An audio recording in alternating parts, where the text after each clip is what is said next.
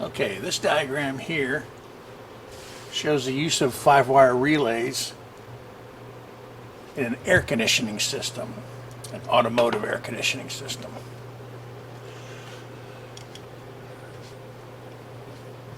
The 3 relays run separate operations. One will run the 3-speed switch on the blower.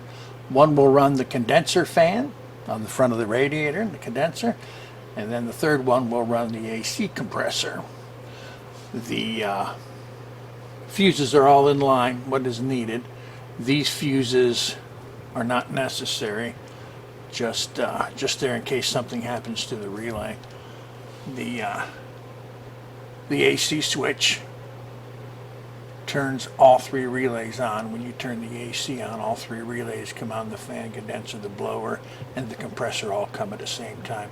This one here marked switch is the pressure switch, which you have to have in line for the R134A. This pressure switch is the negative switch for all your relays. So you have to have enough pressure in there, typically 90 psi, in order for the system to turn on.